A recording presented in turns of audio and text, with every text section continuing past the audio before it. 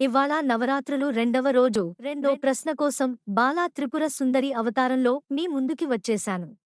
మీరు ఇంకా సబ్స్క్రైబ్ చేసుకోలేదు కదూ. మీరు చాలా గిఫ్ట్స్ మిస్ అవుతున్నారు. త్వరగా సబ్స్క్రైబ్ చేసుకోండి మరియు మేము అడిగే ప్రశ్నకి సమాధానం చెప్పండి, గిఫ్ట్స్ గెలుచుకోండి. ముందుగా నిన్న ప్రశ్నకి సమాధానం చెప్పి రెండవ ప్రశ్న అడుగుతాను.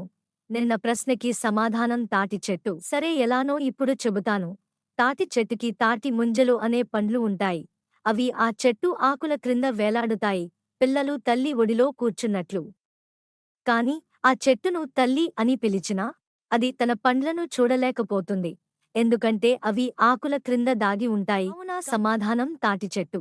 ఇప్పుడు రెండవ ప్రశ్న. రాజు 3 విలువైన రత్నాలను ఒక బిందెలో ఉంచి తన రాజ్యంలోని 3 పండితులను పిలిచాడు.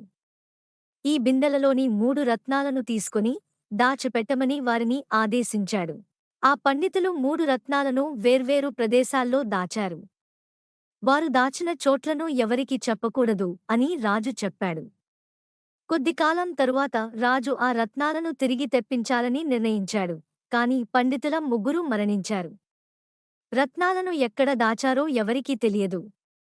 ఆ రత్నాలను ఎలా వెతకాలి? ఈ ప్రశ్నకి సమాధానం క్రింద కామెంట్స్ సెక్షన్లో ఇవ్వండి మరియు గిఫ్ట్స్ గెలవండి. సబ్స్క్రైబ్ చేయటం మర్చిపోకండి.